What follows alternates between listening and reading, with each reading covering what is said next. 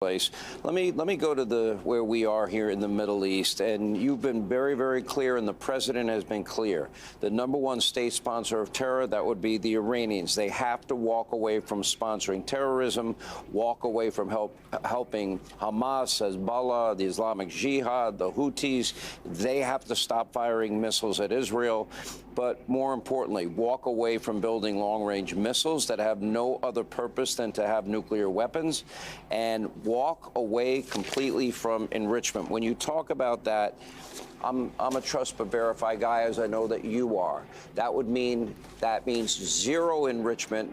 That would mean American inspectors, and that would mean any place, anywhere, anytime inspections in the future as part of any deal. They would have to destroy their facilities. Those facilities would have to be destroyed for them for that to happen.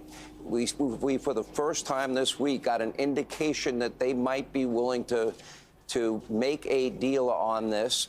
You have any high degree of confidence that they'd be smart? The president's been clear. They'll either do it the easy way or it will be done for them. I don't think it could be any more clear than he's been. Do you think you have any degree of confidence they will be smart? Well, first of all, I think what the president did is extend an opportunity. And the opportunity is Iran can be a prosperous and peaceful country. And that's the opportunity before them. And he hopes that they'll take this opportunity and that they'll take this offer. He says this offer won't be around forever.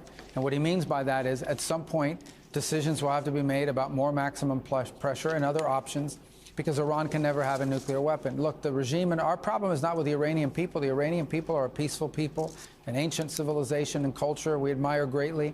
Our problem is with a clerical regime that is behind every problem in the region. Hezbollah, Hamas, the Houthis, the militias that have conducted attacks out of Iraq and Syria.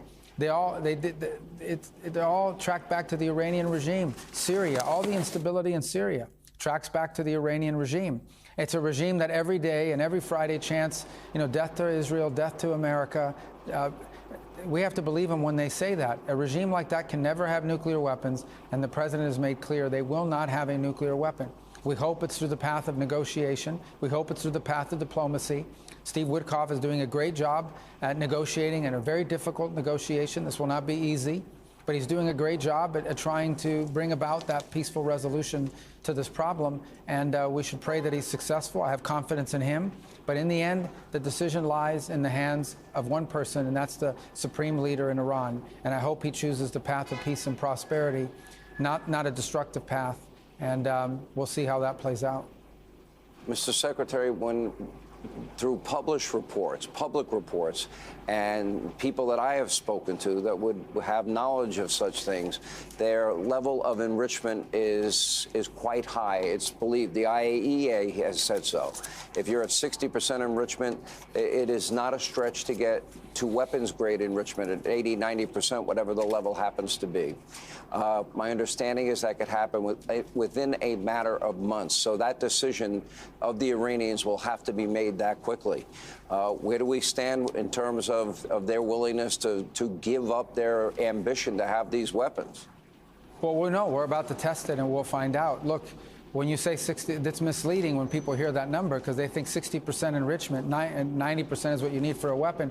Actually, 90% of the work it takes to get to weapons-grade enrichment is getting to 60. Once you're at 60, you're 90% of the way there. You are, in essence, a threshold nuclear weapons state, which is what Iran basically has become. They are at the threshold of a nuclear weapon. If they decided to do so, they could do so very quickly. If they stockpile enough of that 60% enriched, they could very quickly turn it into 90 and weaponize it. That's the danger we face right now. That's the urgency here. That's why Israel feels urgency about it, and that's why we feel urgency about it, but not just us. Throughout the Gulf region, no country in the region wants Iran to have a nuclear weapon. And you also talk about not just a weapon, they have long-range missiles that they can deliver those weapons to. So this is a very grave risk. And they are enriching at that level, and they're openly doing it, by the way. In fact, their Congress, their legislative branch, actually passed a law requiring them to enrich at a certain level because JCPOA, the Obama deal with Iran, was canceled. So this is a critical moment.